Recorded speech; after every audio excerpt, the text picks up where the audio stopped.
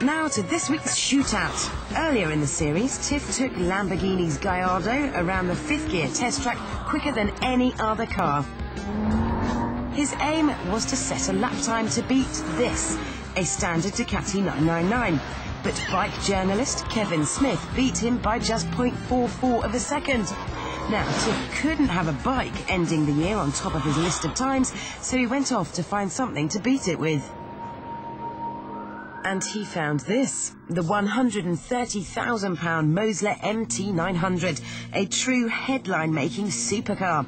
It may not be as powerful as the Gallardo, with only 435 bhp from its big 5.7-litre V8, but the Mosler is so much lighter, weighing just 950 kilos, which means that it can hit 60 in 3.5 seconds and 100 miles an hour in just 7. But before I get too carried away with this American supercar, let's remind ourselves what it's got to beat.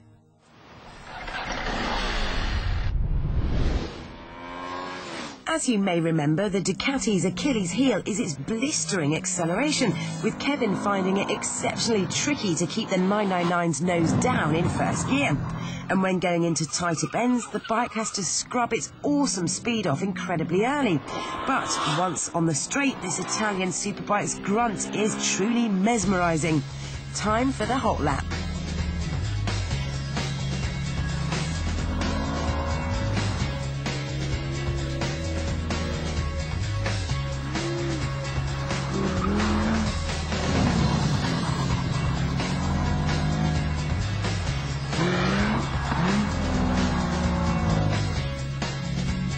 The Ducati crosses the line in a devilishly fast 49.25 seconds.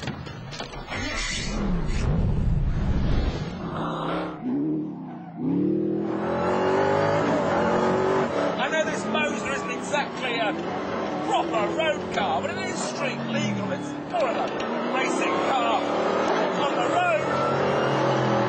And then so's the Ducati. And if they can have a race-bred motorbike to beat my Lamborghini, I could have a race-bred car to try and get my crown back. And this is just race-bred. It's only on road legal, proper road tyres. And it's got a perfection gearbox. It's got racing brakes. And it's got all the horsepower you can possibly want. So, can the Mosler beat the bike?